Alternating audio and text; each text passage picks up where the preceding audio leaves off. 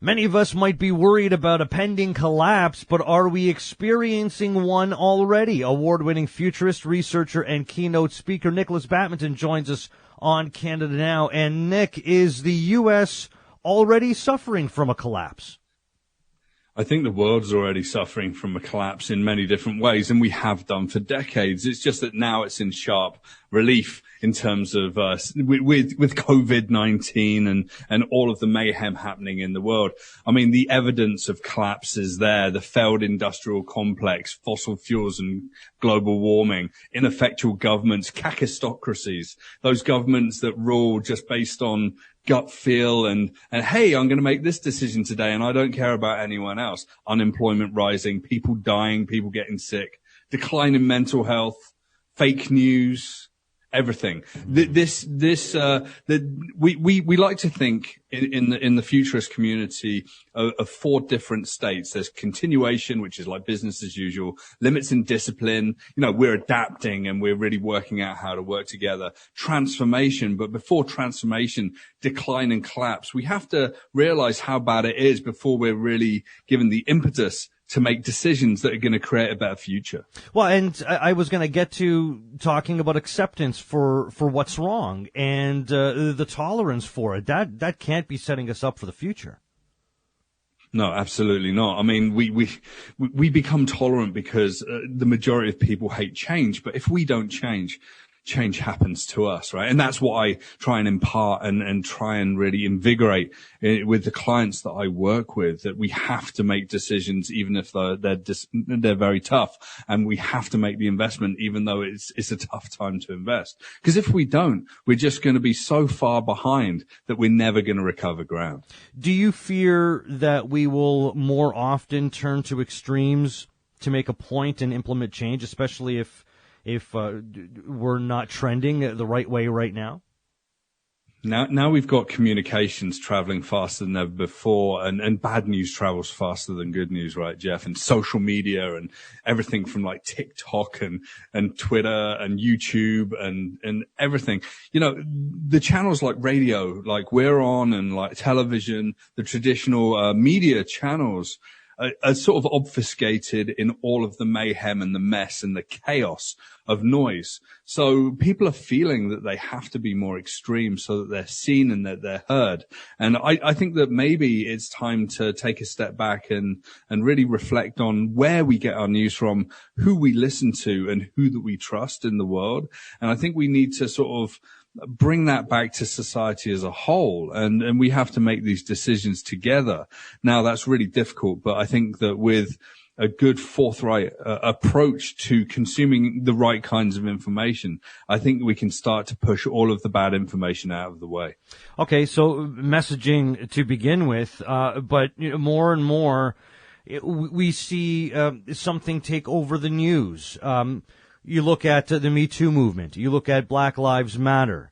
I'm not saying that sexism or racism has been abolished, by no means, but hopefully, given those two movements, things are better than they were, say, a year ago, 2 years ago, 3 years ago. What lessons can be taken away from those movements? I mean, lesson number one is that mass movement and mass protest and mass activism can work, and we've really shifted opinions, and the opinion polls certainly down in the United States have been shifted by the Black Lives Matter movement. I think that we need to now step forward and have some action behind that. I mean, we're talking about defunding the police. Well, it's the refunding of communities and their services to take money from the police, to refocus and to bring attention back to the people in the community is going to be the most important thing. We all have to work together to do that, from the small pockets of communities that we live in to, you know, citywide, province-wide, and even Canada-wide perspectives. And the only way that that's going to happen is with investment, is with policy decisions, and with people willing to stand up and say, no, we're not going to act like we used to act because that was wrong. We're going to act in a way that's equitable, that's fair, that's going to give everyone a voice.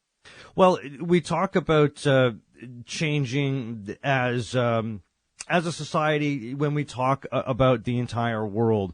what can we apply here in the country? If Canada wants to be a leader in getting out of this cycle and avoiding this collapse that we're in the midst of, what can Canadians do? What can we do with our own country that separates us from what the rest of the world can be doing? If we look at the dimensions of collapse and really the industrial complex and climate warming, greenhouse gas emissions, how we consume communications, energy, and how we use transportation. If we can address all of those in a way that creates something that's cleaner and greener and more sustainable in the long term. Now, I'm talking about electrification. I'm talking renewable energy. I'm talking electric vehicles.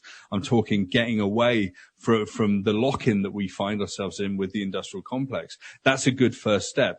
This is not easy to do. It's going to take trillions of dollars to get out of this. So we're going to start now because we're still going to be pivoting in the next 15, 20 years.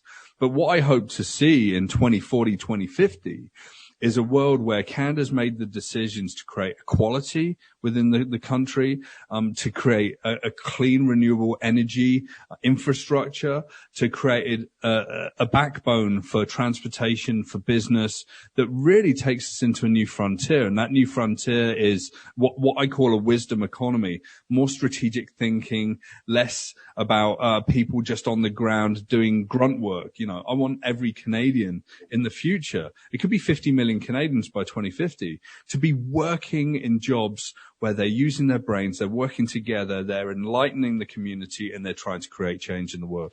Well, look, we have opposing views in Canada.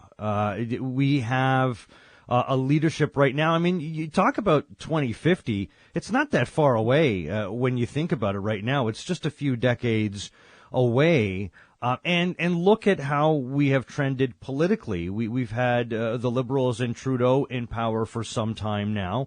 And if history is any indication, things tend to flip. Things tend to change. Well, we would have had a government that would be more willing to spend and be more willing, at least they would appear to be more willing to accept change and to implement change. One would think it's just going to go in the opposite direction. We could lose a lot of time, given the lost time that has been under this Liberal leadership, federally speaking. If we haven't implemented enough change to this point, we could be seeing a period of time where we see more of a conservative view, where they don't want to implement the change that you're talking about. And they could be in power for a long time. We could be losing a lot of time here. Yeah, I'm left of centre, Jeff. And you know what? When you look at conservative politics, typically, in Canada and beyond, they weaponize nostalgia. Look how good it used to be. Look how good it used to be when we were in charge. Look at those moments in time when everything seemed good. Well, do you know what? With memory, we tend to forget and we tend to block out. Freudian displacement, call it whatever you will, those bad traumatic moments. So we only remember the good times, whether it's the oil boom in Alberta, whether it's, the Habs winning the Stanley Cup last, whatever, right? But nostalgia is incredibly potent. As a futurist, I try and kill the idea of nostalgia because it doesn't help us. It sticks us in an old mindset that we're trying to recreate a past that doesn't exist and isn't relevant anymore. So what we have to do is extinguish that idea of nostalgia and try and take the energy we'd put there and put it behind an energy of optimism and innovation and new thinking that's really going to drive us forward. And, I'm not going to talk about any particular party here because I think every single party is guilty of weaponizing nostalgia. I think we're going to forward. And I think that, the most progressive governments in the world, they don't wax lyrical about how good it used to be. They get on with the work. They look at today and they ask, what if we rethink how the world can work and how we can create that equitable world in the future? Check out NikolasBadminton.com, futurist researcher, keynote speaker, Nikolas Badminton. Always a pleasure, my friend. We'll do it again next week. Speak to you soon, Jeff.